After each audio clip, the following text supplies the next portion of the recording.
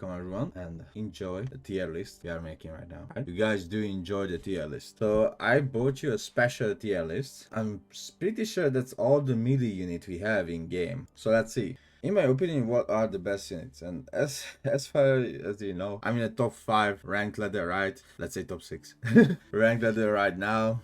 I love that you guys have opinion as well. What works in a lower league, just like putting your raiders into F tier, right? Because it doesn't work in lower league. That's alright, but that's it, right? So I can see it doesn't work for you, or I can see you are scared of the Khan, you are scared of the English king, because you know in low league that scares the hell out of you. Now, as a semi-pro player, right? As a person with more than 7,000 hours, let's see. If I'm pretty sure these are all the melee units in the game. So let's see what's the best and what's the worst. Which one needs some love, which one needs some nerf. Okay, no, none of them needs nerf, okay? So let's start with the first. Normal spearman. I mean, that's alright. That's a normal spearman, right? See, I can't say anything that counters cavalry, right? That's just a normal spearman. Normal spearman, I think putting into the middle is a balanced way. Under this is just even worse than a normal spearman. Or with the cost, the amount of cost you need to spend on it, it's alright. Now, Manatorm. I think putting Manatorm as well next to the spearman, they're like the basic unit of the games, right? So the normal Manatorm and the normal spearman. They are not crazy, they are just like, okay, we have it and that's it. Now the next one, HR Marathon, perfect. Okay, so HR Marathon with the plus 6 damage compared to the normal Marathon, of course. So HR Marathons, crazy, okay? I will tell you that. They are insanely good. They destroy other Marathons or other melee units. Next to it, I'm gonna put the Samurai as well, because they are the same strength. They are insanely OP, both of them, right? Yeah, such a good unit. Next to them is gonna be also on a Bugesha and the Lunchnack. So the reason why I'm putting these units here, because Lunchnack, even though it's a glass cannon, it's just as a glass cannon as the Onabugesha, because both of them has no armor, both of them are light infantry. This unit is more expensive, of course, and less movement speed, but this unit does AoE damage, right? So that's what you need to take into consideration, that the Lunchnack is good. It's a little bit more expensive, not as fast as Zona Bugesha, because Zona Bugesha has 1.5 movement speed, right? But because the AoE damage and the attack speed and the base damage all together puts this unit into S tier, just one Lunchnack goes to the enemy eco line. Only one. It can 3-hit like 10 villager, right? So it easily destroys villagers. Onabugesha, one of the best units, not just for 1 vs 1, but for FFA as well. You can easily mess them. They're really cheap and they have 0.9 attack speed. So they clap everything. Samurai, best Manatorm into the game. Okay, best Manatorm. I mean, maybe inspired HRE Manatorm can beat it, but I'm 100% sure without inspiration, you have no chance against the Samurai. Samurai with the first block and the same damage as the HR Marathon. Like Samurai is crazy good, okay? So cost is a little bit more than HR Marathon, because if I remember 10 more gold, but those units are crazy. This is the Baidu melee units. Well, I can't say things, but I little bit know what's coming in the next patch, and watching all these units, I'm not gonna do it for the next patch, you know what I mean? So this is the current patch, but I will just watch this video back and I'm like, oh my god, I should have put this unit here, I should have put that unit there. But what about the melee unit? I think B is good. It's stronger than a spearman, stronger than Manatom, has bonus damage against melee units. Doesn't have a charge, but good movement speed, good health, very cheap. By the way, the cost of the unit is very cheap. If you get it from a bazaar, I tell you that you have to get those units out. Yeah.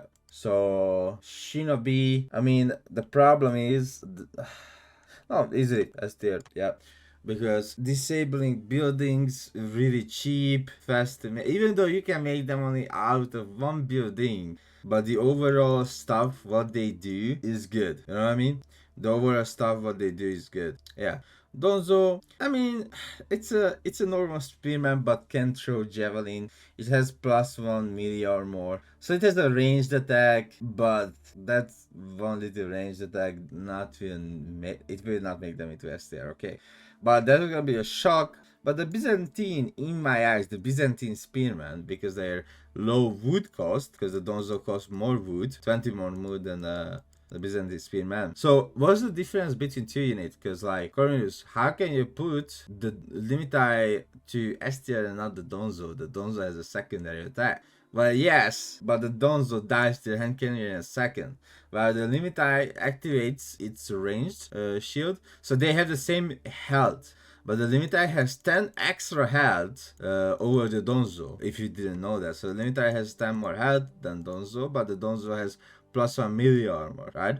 That's alright. But the most important is that this unit can reduce the damage that comes from the range units. So that's why so many times the Javelin Thrower Limitai is a crazy deadly duo. So when you see the opponent make Javelin Throwers with the Byzantine and you have Limitai, it's crazy strong. Okay, now imagine you playing team games with the Malian. The Malian player makes a Javelin Thrower, you made the Limitai. From the olive oil, you make Kashyyyks. Now imagine that, Byzantine Malian playing like that. That's insanely strong. Mustafa the Warrior, I think they don't deserve to be S tier.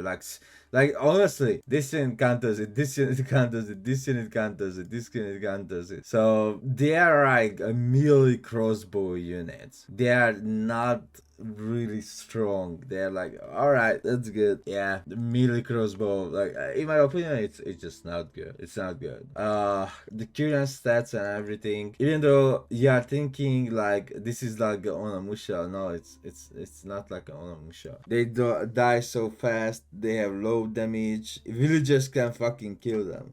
So the other day when I was playing against Beastie and I was playing against someone else when he played Japanese. So let's say Beastie sent 3 Mustafa the Warriors to my villagers. That person sent 3 Onabugesha to my villagers. Like I almost lost the same amount of villager to like 10 villager, right? So I didn't lose the villager, he lost or he sent back the Mustafa the Warrior, but it's like very low upon health, right? While the other side, the 3 Onabugesha killed so many villagers of mine, it was crazy. So raiding capability is also not good. Stealth is not really used because the enemy has scout and towers all over the map, so stealth ability is kinda So yeah, at least A, but they don't deserve to be S tier. Katana Bannerman, I mean, this is the same as a samurai, right? It also gives extra damage. It has actually more movement speed than a samurai and more health than a normal samurai. English Man-at-Arm, I mean, this is a really good question because this is +2/+2, right? This is +2/+2 armor, which is only an armor, but I think it deserves to be an S tier because what you need to know in this game, armor is the biggest thing that you can achieve to defeat your opponents. If you have more range damage, if you have more ranged armor, then you can easily counter your opponents by having more armor, right? So you have more armor, which means the enemy range unit will do less damage, and that's why it's crazy when the English Man-at-Arm has 10 armor in Imperial. That's an insane amount of armor. Next unit, John Champion. I mean, again, this is one of those units that not gonna see that much, even though their stats are not bad. But it's hard to decide if they are good or not if nobody makes them, you know? So now I just gonna I seen people using it, I used it myself. People not really make them, they just summon them from JD, and because of that there is no I can't give you an example of seeing them being insanely strong, right? So if I see their stats, the stat is not bad. Like if we go by the stat, I think we easily A tier, I think, because they have high damage, but I can't see them being used, and because of that it's really hard to decide where to put them, right? If this unit is coming out from barracks, let's say the unit is coming out from barrack, then the unit is easily S tier because it has bonus damage against spear, a hell lot of bonus damage against spear, and that makes them S tier. The reason why I'm saying that because recently the the Scandinavian Civ, the model Civ, has the Viking Raider that has bonus damage against Spearman, and it kills the Spearman so fast, it's like lightning speed. So now I will put it in B tier. It is stronger than these two, but that's it.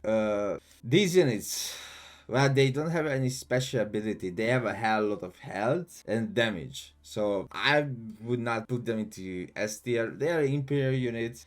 They cost a hell lot of gold. That's the biggest problem. The insane amount of gold. The unit itself is strong. It's just too gold heavy. Too gold heavy. It's just, you pay way too much gold for this unit.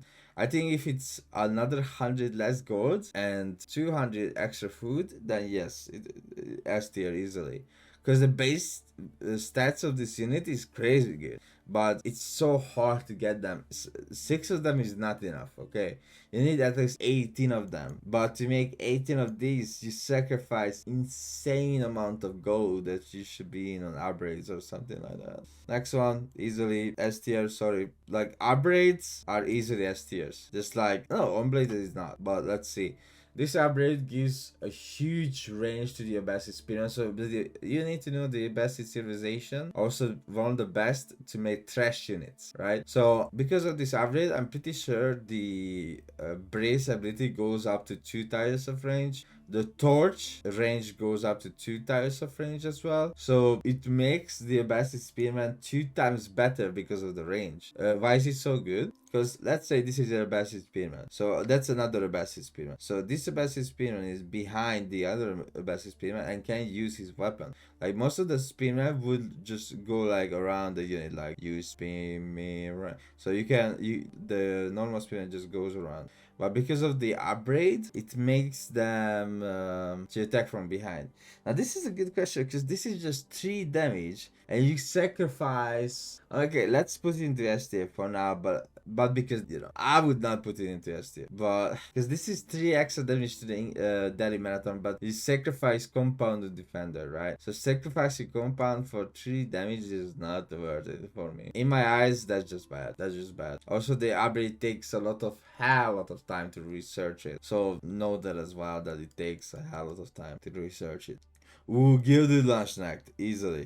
I think that's even in front of the Samurai, honestly. Yeah, like Gilded Lunchnacht. And also, if you get the unique upgrade for them, that you can make your enemy bleed 20 damage in 10 seconds. That's 2 damage per second, so it's like an insane poison arrow. But you need only 1 unit to apply the 20 damage. One Gilded Lunchnacht with the 20 damage. I mean, Boldman, it's good. Can reduce the ranged armor, right? But I would not say they are broken. I would not say that the Boldman is better than a Samurai or Onobugeisha or Shinobi or... I mean, they are good. They are just a unit that can collect relics. A little bit better damage. A little bit better DPS. But overall, they are insanely expensive because they are 200 food. Insanely expensive. And yeah, it's kind of good thing that they can reduce the range damage, right? But because they are insanely expensive and you need Yuan Dynasty to make them, right? So like a Shinobi is way much more cheaper than and can do 4 times more things, right? It can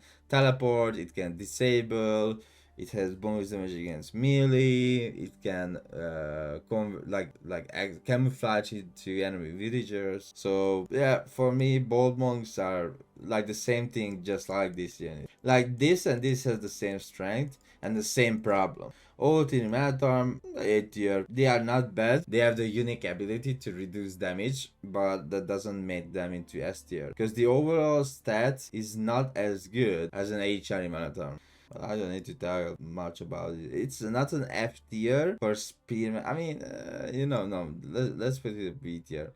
I mean, this is an upgrade, so why I'm putting it to D tier? Because it should be more stronger. I feel like it's not strong enough. It does very small AoE, like very, very small. It does the same damage what the spearman does, but the AoE is the biggest issue. And most of the time, your spearman doesn't even charge. I have so many many games where my spearman was not even charging into the battle. It was like, hey there, I'm there. So yeah, I would put the Fire Lance upgrade, the Fire Lancer Zushi spearman into D, because small AoE, very small damage, and most of the time you can't even use the full potential of this ability or this upgrade. Yeah. Varangian Guard. I mean, for now I'm just gonna put it here. I might change my mind and put it into S tier. Okay. So it is 20 more gold than a normal Manatarm. It has a cool unique ability which in Castle sucks ass, but in Imperial is really strong. So maybe I gonna put it into S tier, but for now it's just A tier. I don't remember what is that.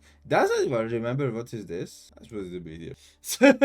I don't know what is that. Let's put it in B tier. I don't remember. What upgrade is that? I don't remember what kind of upgrade is that. But I'm pretty sure that this is B tier. Oath is Spearman. I mean, it's fine. It's better than a normal Spearman. It deserves to be an A because it has the AoE ability to destroy farms. So you can torch the middle mill. You can destroy also 4 farms by doing that. So let's give it to like A tier at least. Yeah, next to the old TD Marathon. Yeah. Stone from Infantry Mongols. If that's it, then it deserves to be here. If that's the stone upgrade for Mongols, then yeah, then it's a Palace Guard. It's the same as the Varangian Guard, Gulam. So it's like Gulam also not bad, but if the enemy has armored unit, they are suck. Alright, Gulam has a really low damage, but has double strike, which is perfect. But I was testing like normal Gulam to Manatarm, and the normal Manatarm won. So I was testing a lot of Gulams, a lot of Manatarms, like in resource cost and everything, right? And the normal Manatarm actually won. So we don't calculate now the boot camp. If you calculate the boot camp as well, then it doesn't matter. Normal Manatarm is better. Like as I said, no heavy armor units like Knight and Manatarm can easily beat the Gulam. They are not against armor units. They are like against Musafati warrior.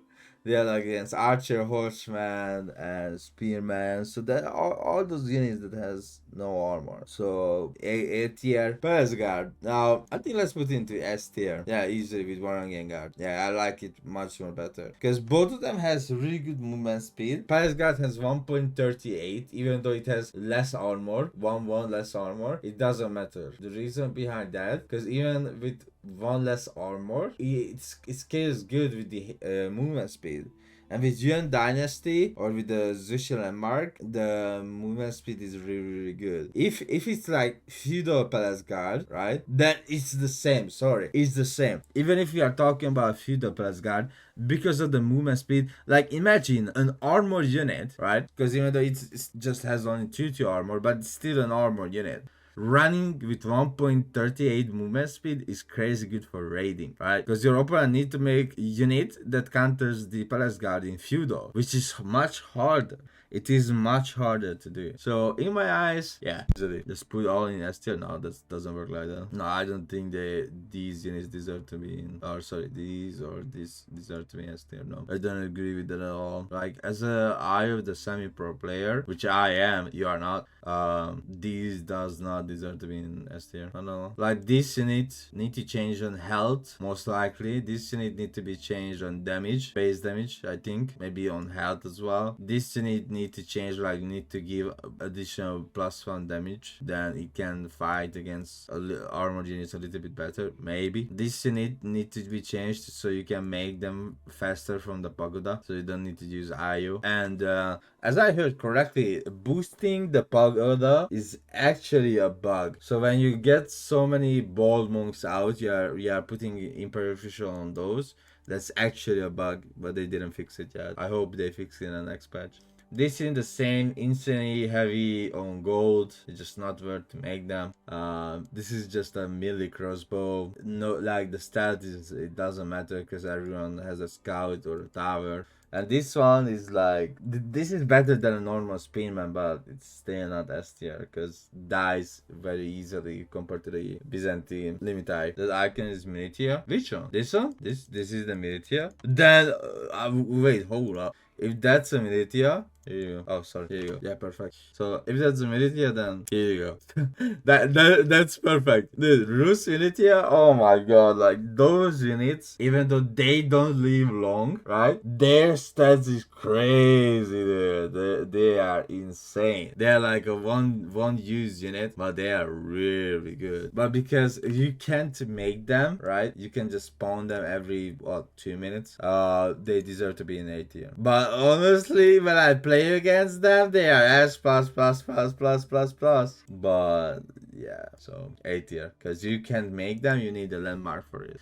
And trust me, Chad, when I say they are A tier, there is a reason for that. You know what I mean? There is a reason why they are A tier. Okay? If you don't understand, then you are dead. So there's a reason why they are A tier. Okay? So yeah, in my opinion, like as a semi-pro player with 7,000 hours in the game, we tested everything, we test every day, who knows all the stats of their all of this unit by my head, right? By my in my brain, all this fucking statistic inside, and I play it and I test and everything. In my opinion, this is the best tier list for the melee units, and that's it. Now I'm gonna put everything into S tier. Don't be dent. Yeah, like I know the stats of this unit, but I never tested. Like I never had a chance to make them. Nobody makes them. So yeah, someone said is the this one is the Kremlin grammar. But anyway, that's my tier list for the melee units. See you next time. Bye!